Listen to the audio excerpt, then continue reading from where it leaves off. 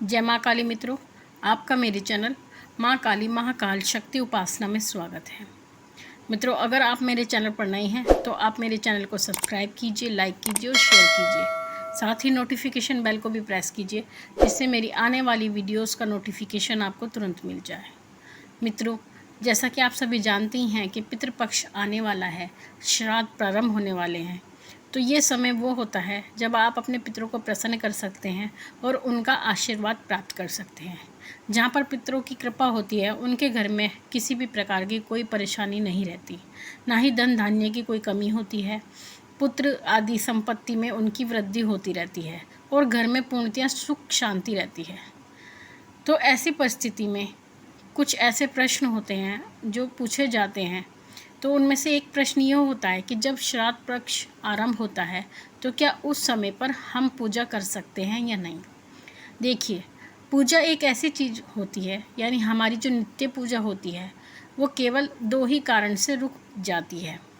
पहला कारण, अगर आपके घर में किसी बच्चे का जन्म होता है, किसी बच्चे का जन्म आपके घर में हुआ है या किसी व्यक्ति की मृत्यु आपके घर में हुई है, अर्थात अगर आपके घर में सूतक है, पातक है, ऐसी परिस्थिति में ही आपकी नित्य पूजा रोक दी जाती है, क्योंकि उस समय पर आपके घर में अशुद्धि होती है।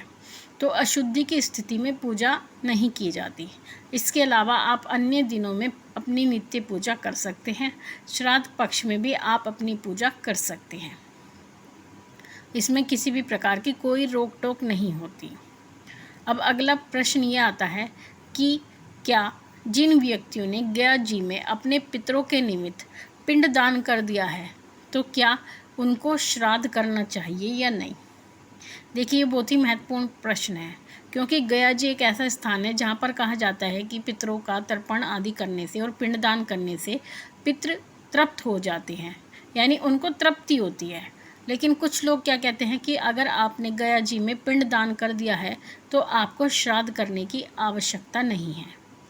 लेकिन ऐसा सत्य नहीं है, ये केवल एक भ्रांति है, क्योंकि आप केवल पितरों के निमित्त वहाँ पर पिंड दान करते हैं और जो वो पिंड दान किया जाता है, उस पिंड के दान के द्वारा जो आपके पितृ भटक रहे होते हैं, अर्थात किसी भी प्रकार की उनको सद्गति प्राप्त नहीं होती, किसी भी अवस्था में प्रेत योनि में वो भटक रहे होते हैं, और जब आप जा कर के गया जी में पिंड दान करते हैं तो उनको सद्गति प्राप्त होती है, अर्थात उनकी मुक्ति उनको मिलती है उस योनि से, और वो जा कर के आपके पितरों में सम्मिलित हो जाते हैं।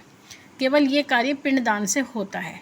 साथ ही जो पितर आपके होते हैं उनको तृप्ति प्राप्त होती है, यानी आपके पिंडदान से वो तृप्त होते हैं।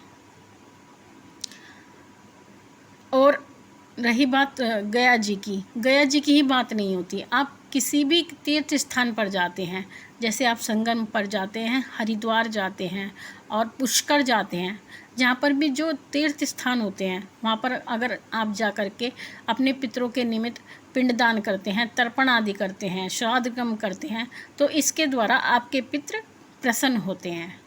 लेकिन जो व्यक्ति अपने पितरों का श्राद्ध नहीं करते, यानी कुछ ऐसे व्यक्ति होते हैं जो ये सोच लेते हैं कि हमने गया जी में पिंड दान कर दिया है और अब हम श्राद्ध नहीं करेंगे, तो ऐसी स्थिति में जो उस व्यक्ति के पितृ होते हैं और वो श्राद्ध नहीं करता, तो उनके पितृ निराश होकर उनके घर से लौट जाते हैं।